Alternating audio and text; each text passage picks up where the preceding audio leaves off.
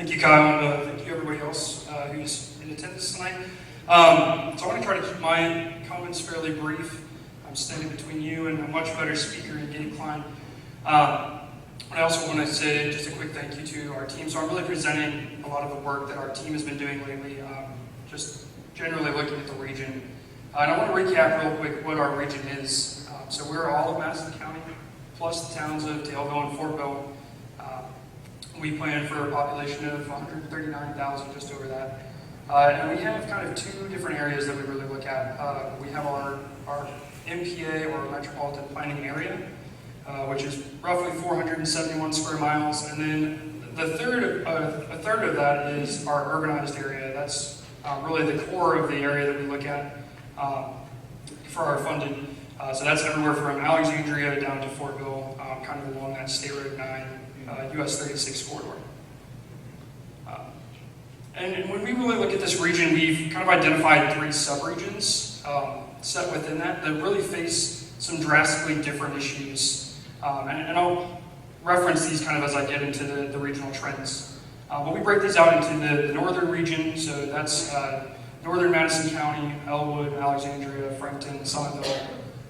It's a little bit more rural, and it comes along with some different issues from a rural aspect. Central East, that's what we consider Anderson, Chesterfield, Daleville, and Markville. That's really a lot more of an urban type of setting, so it deals with very different issues from the northern subregion. And finally, we break out the southwest subregion. That's Pendleton, Fortville, LaPel, and Ingalls. Really on the suburban fringe of the Indianapolis metro region, and they're facing some significantly different issues. So we really have a very interesting region with this cross-section of three very unique subregions. And it has an impact within every level that we look at.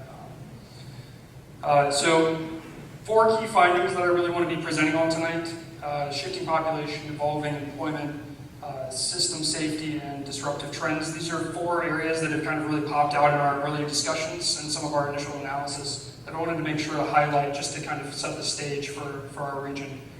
So the first one is the shifting population.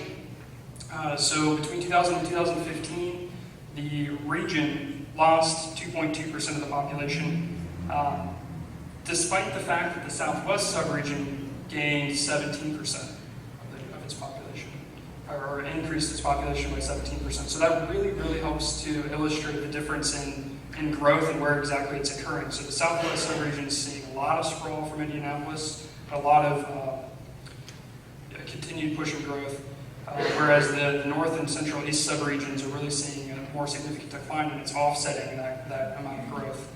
But a lot of it's spurred from the Indianapolis mega region, which is even projected to grow an additional 26% of its population by 2050. And this has drastic implications for the transportation system. So the first one we've highlighted here is reactive land use and infrastructure policies. This is really trying to drill at the point that the communities in our southwest subregion are small towns that don't necessarily have the staff or the policies in place to handle this type of growth. It's too much, it's too fast. And what happens with that is we end up with some significant issues that transfer over into the transportation system. Along with that, we have funding shortages. So those communities can't necessarily fund all of the infrastructure improvements that they need in order to support the new growth.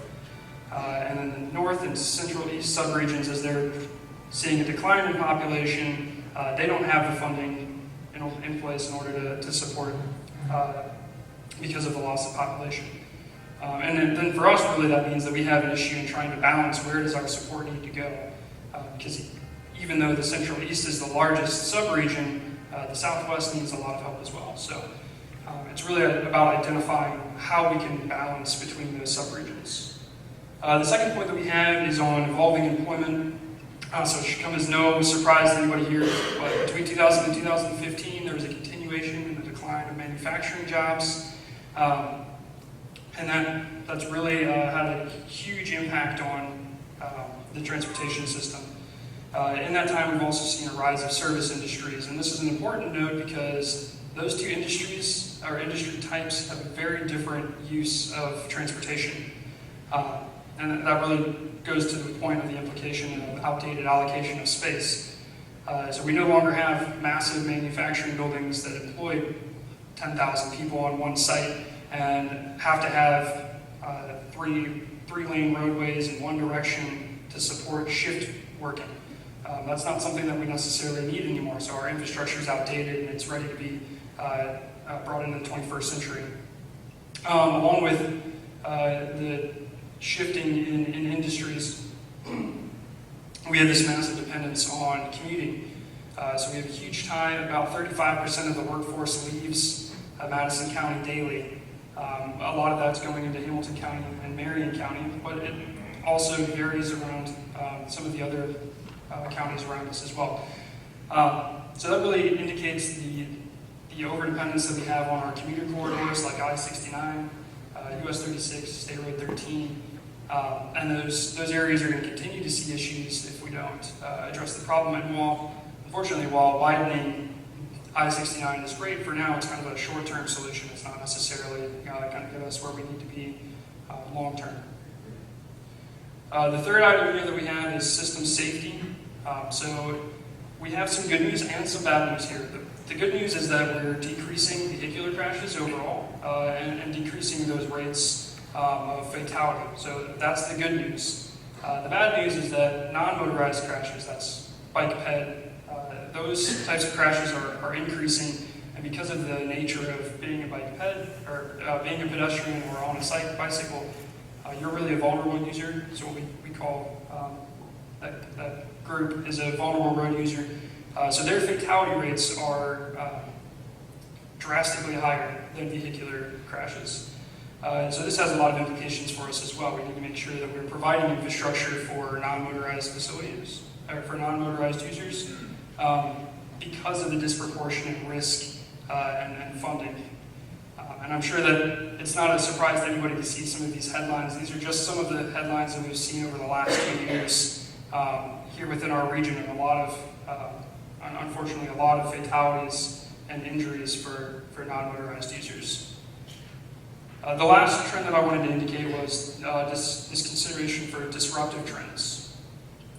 So these are items kind of outside of our region, external from us, but that still have a very drastic impact on how we operate and how we plan in the future. So things like changing demographics, so how we're aging and addressing issues that come along with aging, how we're addressing some of these lifestyle choices like Kyle mentioned, like decreasing and delaying the driver's license. So younger generations aren't necessarily going directly for their driver's license, and how we still make sure that we're supporting that and making an attractive community for people who don't necessarily have a driver's license. Beyond demographics, there's a lot of technologies that are changing how we see the world.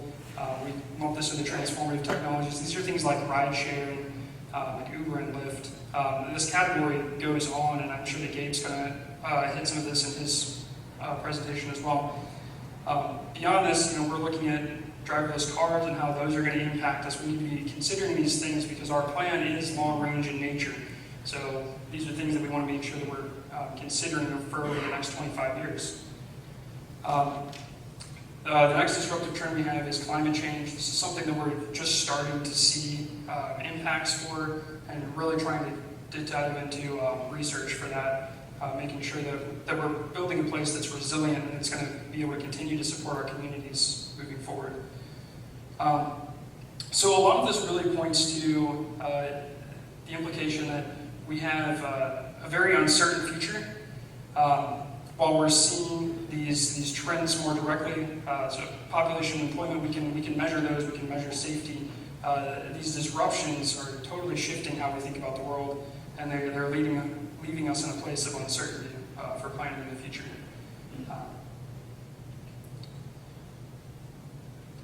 So really that just brings us to the point, how do we win the future? So how do we define this uncertainty? How do we make sure that we know what direction we want to be moving in? And that's really one of the reasons that we're all here tonight.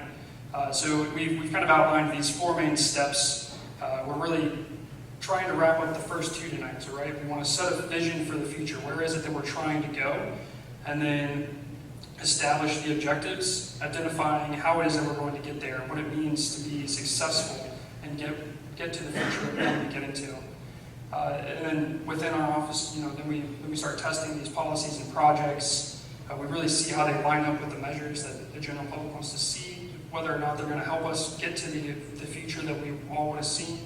And then we continue to evaluate these. The process never really ends. We go back and forth and make sure that we're updating our assumptions, that we're changing our policies, or including all of these different disruptive trends moving forward. And that's really all that I have. Kyle's going to help kick us off over to Gabe. Thank you very much, Ryan. I appreciate that. Get a round of applause for Ryan.